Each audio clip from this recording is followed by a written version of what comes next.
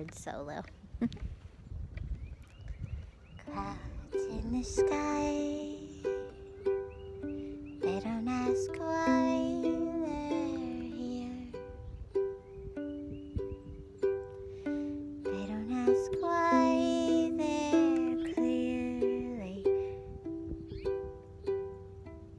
clear or clearly not really here at all. Sometimes in your mind, the world is like a cloud and it settles in or upside down, upside down.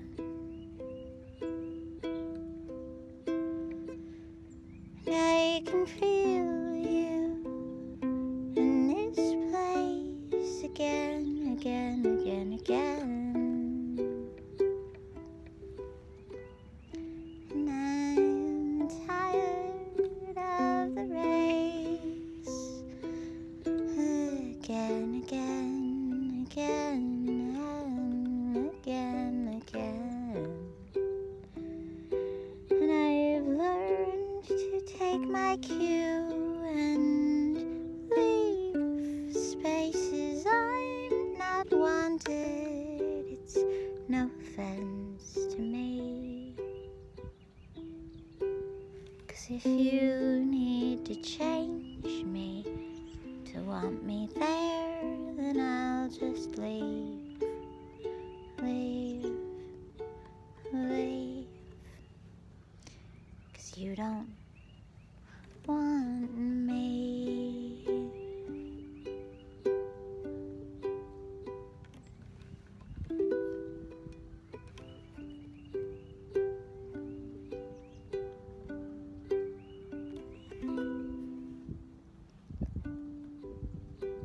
How can I enjoy things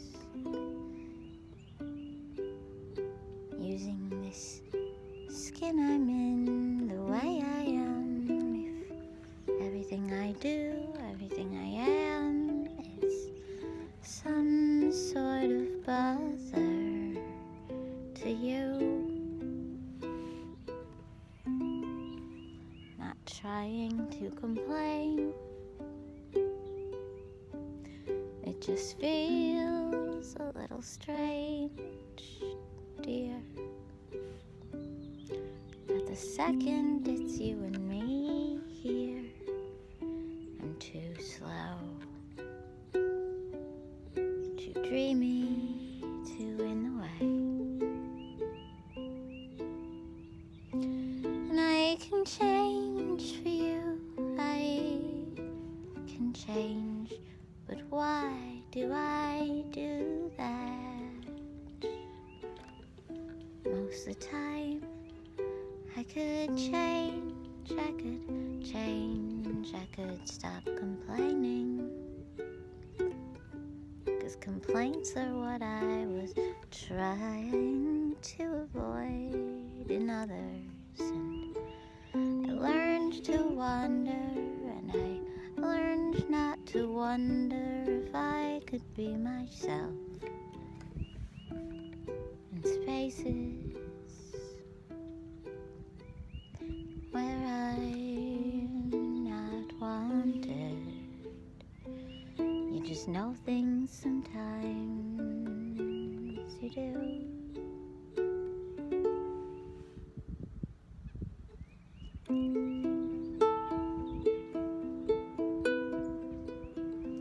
Some things you just know, dear. If you have to try so hard to make me happy, then is it clear? Is it clear? Is it clear?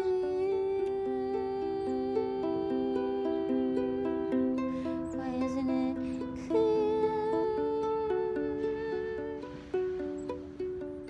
Am I just one of those things where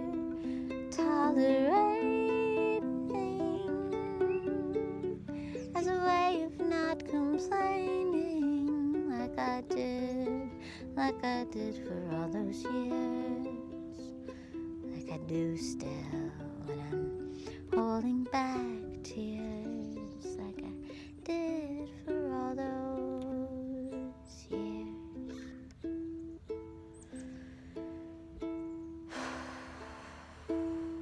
Like I still do when I'm holding back all these tears over you.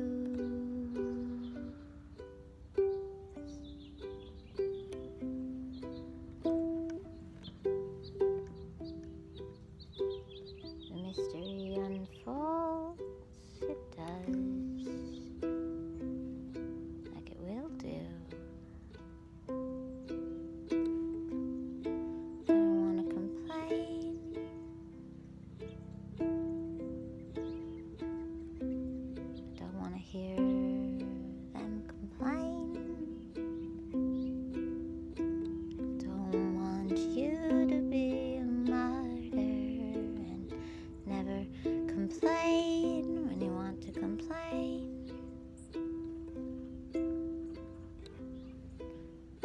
Tangled up in love and life with you.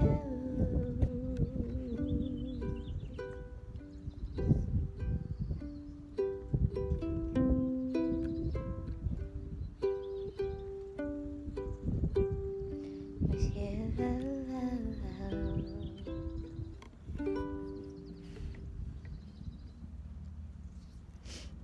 Wow. Made myself cry a little bit with that one. If you ever watch these, please don't think they're about one singular subject and one simple thing. One time I made a song that was very grateful sounding, and someone I love very much asked me who it was about, and I gave it thought, and I realized it was about 3 different people in 3 different parts of the song. So sometimes a song just wants to be written, even ones that aren't going to be hits, even ones that aren't clearly formed. They still sometimes just want to be written and then left alone, kind of like nature. That's what I am. I write songs similar to how God makes nature. And the bug just flew right on my forehead. Buddy, don't stay there. Get out of here. Right when I complimented nature. Go on. Man, it's a little buggier down here. That's not my favorite aspect of southern Indiana. Not a big bug person. At least not this many. Well, right now it's fine because it's early March. It's very lovely. This park reminds me of my childhood almost exactly. Looks almost the same. That little picnic area. The way the grass looks. It all feels and looks very similar to Racine, Wisconsin. Or parts of it. Anyway, just feeling quiet and soft and a little bit bad, but trying not to feel sorry for myself, because the ways that I'm feeling bad I know are just universal human ways that people feel bad. Trying not to make anybody in my community an enemy. Trying to have a soft heart and understand the reasonings behind why people act how they act, but also trying not to be a martyr and just, not overdo the sort of tolerating, putting up with, certainly trying not to coddle people when they're behaving, almost dropped my drink, behaving in ways that are not respectful or kind to others. And I think I used to coddle people in situations like that and sort of give those moments and people a lot of energy. Trying not to do that now. Trying to just let it go and go on with my day. But there are moments where people behave selfishly or unkindly, and then it really poisons the day or the hour or the moment for other people. And I've tried, because of witnessing that throughout my whole life in different ways, different people and places, you witness that and you just kind of learn, like, oh, if I'm outspoken about my pain, that ruins other people's days. So then you sometimes swing too far the other way and you never speak out about your pain, and you become a coddler and an enabler and a martyr, and then like in the end that doesn't really help anyone either. It usually makes those behaviors worse in others, and it makes a lot of secret behaviors worse in you if you're that way.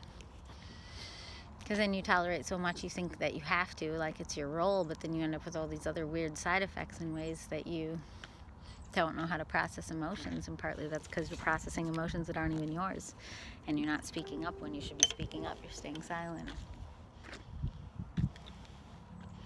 And there's no easy answers, because some people are very hard to speak up to. They will literally go to war with you verbally, or worse. But I've learned that if their reaction is to cut you out of their life, then that is a blessing, not a curse. If you speak truth to somebody and they hate you for it and they make you into a villain over it, and the whole thing began with you just calling out their selfishness or calling out the ways that they've made you feel uncomfortable. And I know therapy speak, no one makes you feel uncomfortable, but if they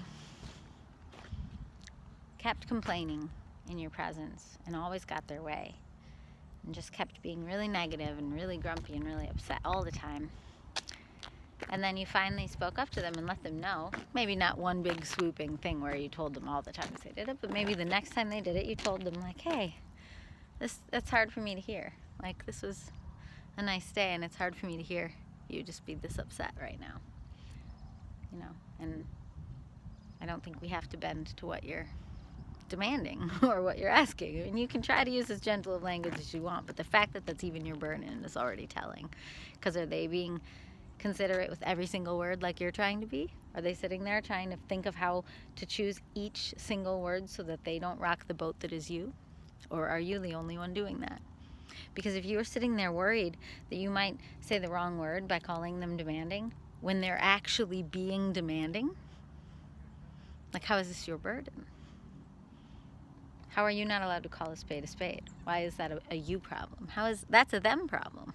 If someone's being demanding and you, as absolutely kindly as possible, finally mention to them that, hey, I feel like you're being kind of demanding. If they absolutely flip out and call you mean for saying that to them, how dare you say I'm demanding? How dare you this? How dare you that? Who do you think you are? And some other really toxic response. A, it means you hit a nerve. They know they're demanding. And B, they're trying to pull you down with them. They just are. Because you finally spoke up and you said it as kind a way as you can, and they viciously attacked you. Do you see? Like how funny it sounds when you speak it out loud?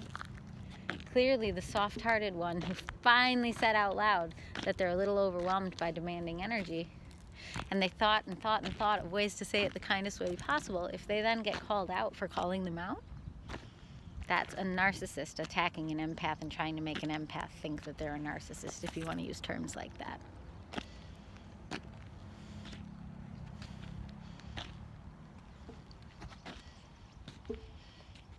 People who openly harm others with cruelty or unkindness, like in very direct and blunt ways, are not the ones sitting around trying to figure out what word to use that won't upset somebody. They're absolutely not trying to figure that out. They're speaking and saying whatever they want, including attacking you if you say anything that doesn't fit their self-concept. And maybe they need that self-concept because they're literally so broken and wounded for other reasons, but those other reasons that have nothing to do with you are not your fault and are not your responsibility. And you can love them to the ends of the flipping earth and want the absolute best for them, but it's not your responsibility to coddle them to make sure that they're okay when they're a grown adult. I know that some people are like that tree, completely broken, with no possibilities for regrowth in their own minds. But miracles can happen. And just what I've learned is that if I really, really love somebody, it doesn't do them any favors to coddle them and not call them out when something they say hurts me or poisons a room with a really dark and negative energy. It just doesn't help me. It doesn't help them. It doesn't help the system. It doesn't help anything. It really doesn't. If I really love them, I would not just coddle it. I just wouldn't. It doesn't help anything. It doesn't. Anyway, cute park. Okay, bye.